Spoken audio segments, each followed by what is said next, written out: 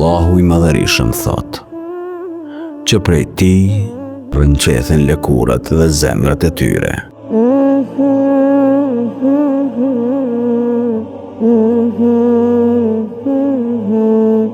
A je ndalur ndonjëherë ti dëgjosh këtë fjalë me veshin e shpirtit, jo thjesht ti dëgjosh, por ti ndjesh.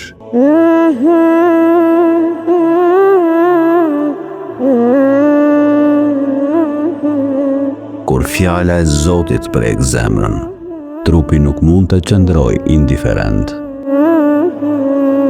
Lëkura dridhet, si për të mbrojtur nga diçka që nuk është prej kësaj bote, sepse nuk është.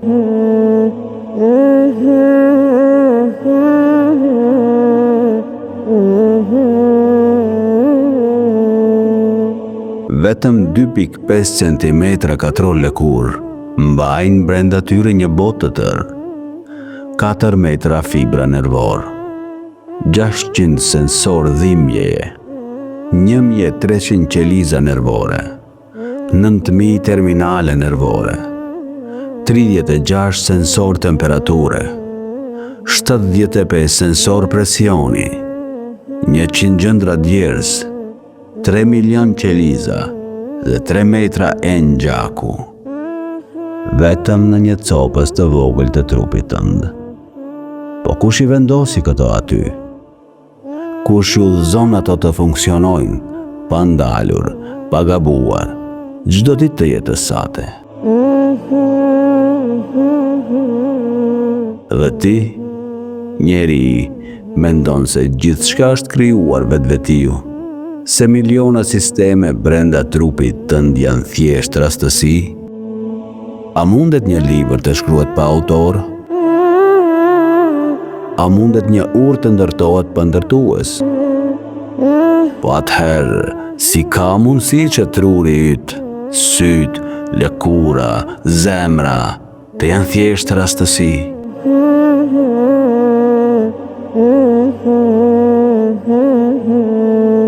Shiko duart e tua, lëkurën tënde, a nuk janë ato dëshmi e një projektimi hyjnor? A nuk ndjen thellë brenda teje se dikush po të kujton, po të thërret, po të do? Allahu, ai që krijoi gjithçka në mënyrë të përsosur. Ç'keni ju që nuk i besoni Allahut?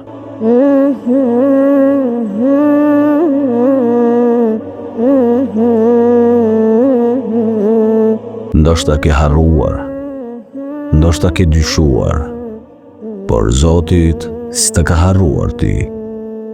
Lëkura yte rënqethet kur dëgjon fjalën e tij, sepse ajo e di kush e ka krijuar. Ndërsa ti, mos lejo që mendja të vërbojë më shumë se zemra. Kthehu, dëgjoje fjalën e Zotit dhe lejoje shpirtin të besojë.